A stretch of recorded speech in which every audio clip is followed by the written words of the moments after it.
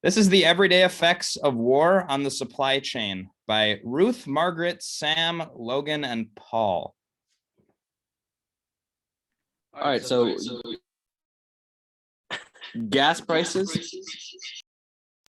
have obviously we can see that they have hit record highs in recent days as reactions to Russia's assault on Ukraine that diminish the availability of crude oil and create a stark imbalance between supply and demand.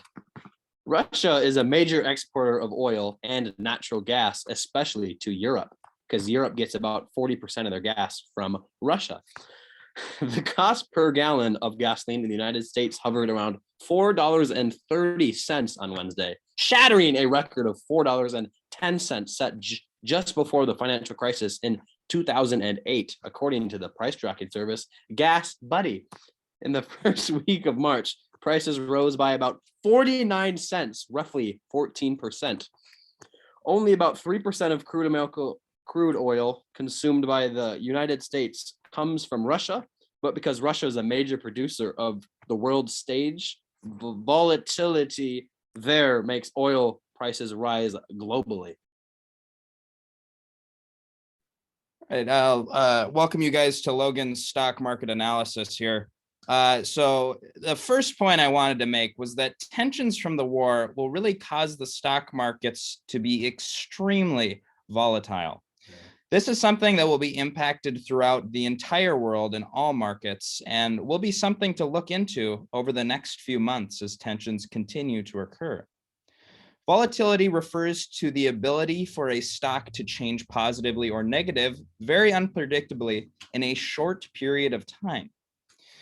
The next point I wanted to make is that a market in this unpredictable state so it's very unpredictable in this time. So it's similar to cryptocurrency, which means it can be a very good opportunity for purchasing stocks in extreme dips of the market. And day traders, so people that like spend their days looking very closely at stocks and trading them very frequently, can make serious earnings because stocks are fluctuating so rapidly.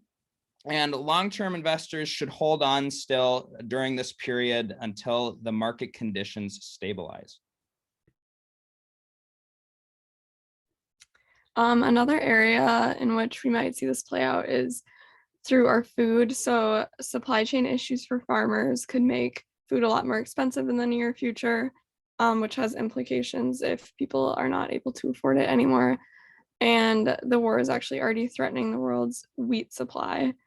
So the International Food Policy Research Institute estimated that their exports represent 12% of all the food calories traded in the world.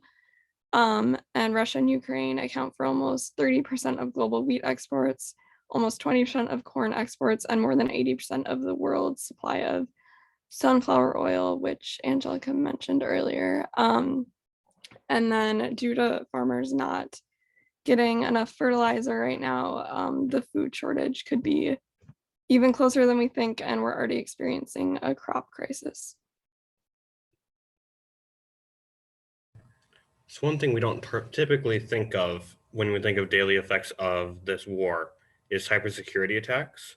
Sandworm, or Voodoo Bear, is a covert cybersecurity branch of the Russian military, and it has increased its attacks right before the Russian invasion and has continued to have a higher level of attacks than normal. These cybersecurity attacks can lead to production lapses, which also leads to higher prices for most, if not all, goods and services. So like Margaret was mentioning, bread might be higher because of these attacks, or other goods and services, just everyday groceries could be higher. We also need time to restore / backup servers, and that takes company time and therefore money. And that could also lead to higher prices for all goods and services, as well as creating more jobs, even though we are losing a lot of jobs due to this war.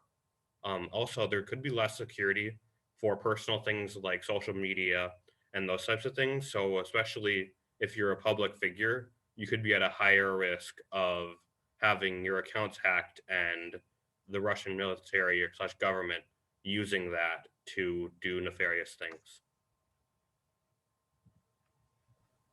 All right, Ruth, any input? Great insight. While some people may think that they will be unaffected by the war, it is clear that the harmful effects that it is having on the supply chain will ultimately does affect the average person in more ways than one. To reiterate, this includes gas prices, the stock market, our food, and cybersecurity. So thanks, guys, for listening in, and that concludes this presentation.